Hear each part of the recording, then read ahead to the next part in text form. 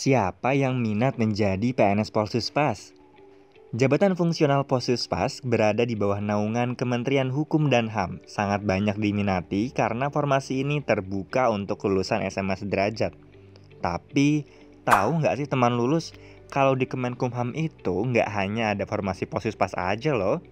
Kita lulus update kali ini akan membahas tentang formasi CPNS yang dibuka oleh Kementerian Hukum dan HAM. Apa aja ya kira-kira formasinya? Langsung aja yuk bersama saya Aji, kita update formasinya. Kementerian Hukum dan HAM membuka 4.598 formasi yang terbagi menjadi 23 jabatan. Formasi tersebut antara lain adalah Penjaga Tahanan 2.875 formasi, Dokter Ahli Pertama 47 formasi, Perawat Ahli Pertama 56 formasi, Analis Kepegawaian Ahli Pertama 33 formasi, Pembimbing Kemasyarakatan Ahli Pertama 291 formasi, Auditor Ahli Pertama 40 formasi, Pengelola Pengadaan Barang Jasa Ahli Pertama 167 formasi, Pemeriksa Keimigrasian Pelaksana Pemula 657 formasi, Analis Kelembagaan 4 formasi, Analis Pengaduan Masyarakat 6 formasi, Analis Permasalahan Hukum 3 formasi, Penata Keuangan 85 formasi, Pengelola Bantuan Hukum 91 formasi, Pengelola Barang Milik Negara 23 formasi, Pengelola Keamanan dan Ketertiban 10 formasi, Pengelola Keuangan 2 formasi, Pengelola Pembinaan Bantuan 30 formasi, Pranata Laporan Keuangan 25 formasi, Pranata Sidik Jari 2 formasi, Arsiparis Ahli Pertama 40 formasi, Asesor SDM Aparatur Ahli Pertama 9 formasi, Pranata Komputer Ahli Pertama 50 formasi, dan Pranata Hubungan Masyarakat Ahli Pertama 52 formasi. Banyak juga ya teman lulus. Sebentar, saya minum air putih dulu ya, saking hausnya. Formasi tadi adalah formasi yang ada di seleksi CPNS 2019 lalu. Nah, coba teman lulus yang pernah daftar atau mau daftar CPNS di Kemenkumham tunjuk jari. Tulis di kolom komentar ya. Dari semua formasi yang ada di Kemenkumham, jabatan yang paling banyak dibicarakan dan diminati adalah jabatan dengan kualifikasi pendidikan SMA sederajat. Kira-kira jabatan apa tuh ya? Yaps, betul banget. Jabatan Penjaga Tahanan merupakan formasi yang bisa diikuti oleh pelamar lulusan SMA. Penjaga tahanan atau sipir akan ditempatkan di lembaga pemasyarakatan yang tersebar di 33 kantor wilayah. Tahun 2019 lalu, jabatan penjaga tahanan membuka 2 alokasi formasi yakni Putra-Putri Papua dan Papua Barat serta formasi umum. Seorang penjaga tahanan mempunyai tanggung jawab untuk pemeliharaan, pembinaan, dan pengendalian seseorang yang telah ditangkap untuk melaksanakan proses hukum dalam masa tertentu di lapas. Pekerjaan ini termasuk pekerjaan sosial karena kamu mengabdikan diri untuk membina orang yang bermasalah dengan hukum agar dapat kembali ke lingkungan masyarakat. Formasi selanjutnya yang bisa juga dilamar oleh teman lulus kualifikasi SMA sederajat adalah Pemeriksa Keimigrasian Pelaksana Pemula. Sama halnya dengan formasi penjaga tahanan, jabatan ini juga membuka formasi lewat 2 jenis alokasi yakni Putra-Putri Papua dan Papua Barat, dan juga formasi umum. Sebagai gambarannya, teman lulus bisa simak data berikut.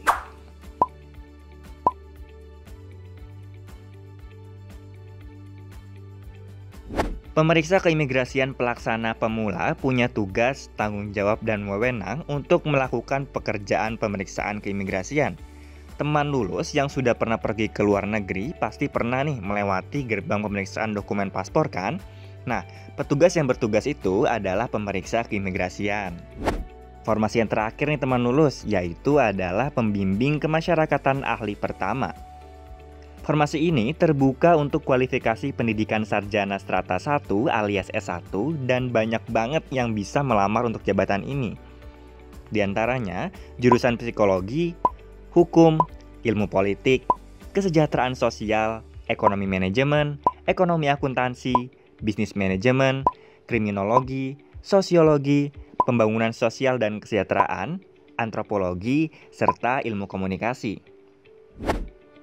Karena kualifikasinya S1, maka di tahun 2019 lalu, selain membuka formasi umum sebanyak 262 formasi, dibuka juga formasi khusus cum laude sebanyak 29 formasi. Nantinya, seorang petugas membimbing kemasyarakatan bertugas untuk membimbing pemasyarakatan meliputi penelitian, pendampingan, dan juga pengawasan. Begitulah kurang lebih informasi formasi CPNS di Kementerian Hukum dan HAM dilihat dari pelaksanaannya tahun 2019. Selanjutnya supaya update-nya makin lengkap, saya mau infokan tentang persyaratan daftar khususnya nih untuknya teman lulus yang khususnya lulusan SMA. Sebelumnya sudah diupdate kalau di Kemenkumham itu ada 2 jabatan yang bisa dilamar oleh pelamar lulusan SMA sederajat. Namun, ternyata ada yang harus kamu perhatikan karena jabatan ini mensyaratkan tinggi badan, yaitu pria minimal 160 cm dan wanita minimal 155 cm. Selain itu, pelamar jabatan dengan kualifikasi pendidikan SMA sederajat harus sesuai dengan domisili yang tercantum dalam IKTP. Terus, kalau aku tinggal di provinsi lain yang tidak sesuai dengan IKTP dan mau daftar di provinsi, gimana caranya ya? Tenang, kamu diwajibkan membuat surat keterangan dari kelurahan atau kantor desa setempat yang menerangkan kamu berdomisili di wilayah provinsi tersebut. Kalau untuk persiapan dokumen gimana, Kak?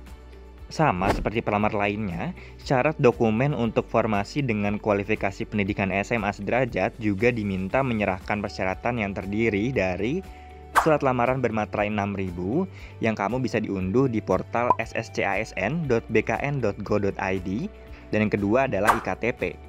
Nah, kalau misalkan belum ada IKTP, bisa juga minta surat keterangan telah melakukan perekaman kependudukan di Disdukcapil ya. Yang ketiga adalah dokumen kelulusan pendidikan dalam satu file PDF yang terdiri dari ijazah atau surat keterangan lulus asli, transkrip atau daftar nilai asli atau surat keterangan hasil ujian nasional asli, serta surat penyetaraan ijazah dan transkrip nilai dari Kemendikbud bagi lulusan luar negeri atau Kementerian Agama bagi lulusan pesantren. Lalu tahap seleksinya sama kayak CPNS lainnya kan, Kak? Kalau yang ini agak berbeda sedikit nih teman lulus. Simak tahapan seleksi untuk pendidikan SMA sederajat yang terdiri dari: yang pertama, seleksi administrasi; yang kedua, seleksi kompetensi dasar atau SKD menggunakan sistem CAT dengan bobot 40%. Yang ketiga, seleksi kompetensi bidang atau SKB dengan bobot 60% yang terbagi menjadi kesamaptaan dengan bobot 60%, wawancara pengamatan fisik dan keterampilan atau WPFK dengan bobot 40%. Panik nggak? Panik nggak? Panik lah, masa enggak? Nah, supaya teman lulus nggak panik-panik banget dalam mempersiapkan seleksi kompetensi dasar, teman lulus bisa ikut bimbel di Kita Lulus. Kita Lulus sudah meluluskan 70% siswanya menjadi PNS loh. Coba nih simak paket-paket terbaru di Kita Lulus berikut ini.